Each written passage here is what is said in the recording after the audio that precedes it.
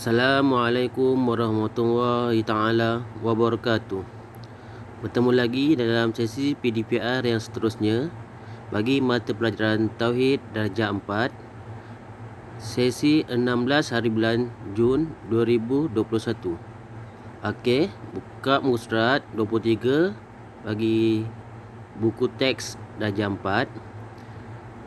Okey, tajuk kita pada hari ini adalah sifat wajib dan mustahil dan harus bagi para rasul.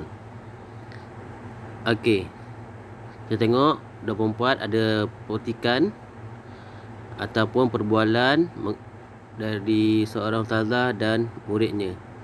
Okey, murid bertanya, "Ustazah, apakah sifat yang wajib bagi para rasul?" Ustazah menjawab, sifat yang wajib bagi para rasul ada 4, iaitu as-sidqu, al-amanatu, at-tablighu dan al-fatanatu. Okey. As-sidqu, yang pertama as-sidqu. As-sidqu bermaksud benar. Yang kedua al-amanatu. Al-amanatu, amanah. Yang ketiga at-tablighu.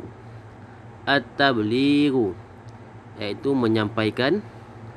Dan yang keempat al-fatanatu. Al-fatanatu, iaitu bijaksana. Okey, sifat-sifat ini wajib ada pada para rasul. Okey, ada 4 sifat wajib saja, iaitu as-sidqu, iaitu benar, al-amanatu, iaitu amanah. Yang ketiga at-tablighu, menyampaikan. Dan yang keempat al-fatanatu. Okey. Seterusnya kita tengok muka surat 26 mengenai sifat as-sidqu, iaitu benar. Okey, kita baca petikan. As-sidqu artinya benar. Peristiwa Isra' dan Mi'raj memperlihatkan kebesaran dan keagungan Allah kepada Nabi Muhammad sallallahu alaihi wasallam tentang apa yang ada di langit dan di bumi. Rasulullah sallallahu alaihi wasallam telah menceritakan apa yang baginda nampak ketika Isra' dan Mi'raj. Antaranya ialah baginda telah pergi ke Baitul Maqdis pada malam tersebut dan bersolat di dalamnya. Ada di antara kaum Quraisy yang bertepuk tangan kerana memperlekehkan cerita tersebut, dan ada yang mendengus kerana tidak mempercayai baginda. Berita tersebut tersebar di Mekah. Maka orang Quraisy bertemu Saidina Abu Bakar As-Siddiq untuk bertanya tentang pendapat beliau. Kemudian Saidina Abu Bakar mengakui kebenaran cerita tersebut setelah dijelaskan oleh Nabi Muhammad sallallahu alaihi wasallam. Pada ketika itu, orang musyrikin berada di keliling Saidina Abu Bakar yang sedang meminta penjelasan baginda. Maka Nabi Muhammad sallallahu alaihi wasallam menjelaskan kepada Saidina Abu Bakar dan memberitahu sifat-sifat Baitul Maqdis supaya orang musyrikin juga dapat mendengar tentangnya dan mengetahui kebenaran berita yang telah disampaikan oleh baginda. Okey, mulai peristiwa ini, apa yang kita faham, secara logik memang macam tak percaya apa yang berlaku pada peristiwa Isra' dan Mi'raj.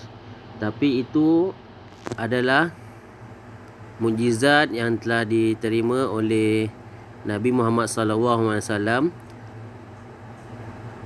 dan ia merupakan perkara yang benar, bukan perkara yang direka-reka oleh Nabi Muhammad sallallahu alaihi wasallam. Dan pada peristiwa ini juga Saidina Abu Bakar telah membenarkan apa yang dikatakan oleh Rasulullah sallallahu alaihi wasallam setelah dijelaskan oleh Nabi Muhammad sallallahu alaihi wasallam. Okey. pada firman Allah Subhanahu wa taala pada surah An-Najm ayat 3 dan 4. A'udzu billahi minasyaitonir rajim. Wa ma yantiqu 'anil hawa in huwa illa wahyun yuha. Yang bermaksud, dan ia tidak memperkatakan sesuatu yang berhubung dengan agama Islam menurut kemahuan dan pendapatnya sendiri. Segala yang diperkatakannya itu, sama ada Al-Quran atau hadis, tidak lain hanyalah wahyu yang diwahyukan kepadanya. Melalui firman Allah Subhanahu wa taala ini, apa segala yang diperkatakan oleh Nabi Muhammad SAW bukan perkara yang direka-reka ataupun pendapatnya sendiri. Apa yang diperkatakan Nabi Muhammad SAW semuanya adalah wahyu yang diterima daripada Allah Subhanahu wa taala. Bukan perkara-perkara yang bohong, hanyalah yang perkara yang benar sahaja. Okey. Itu adalah peristiwa dan dalil mengenai sifat as-sidqu, iaitu sifat wajib bagi Rasul. Yang pertama iaitu benar. Okey.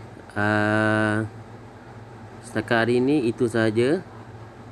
Nanti kita akan sambung pada PDPRN seterusnya bagi sifat-sifat wajib yang lain pula. Okey. Assalamualaikum warahmatullahi taala wabarakatuh.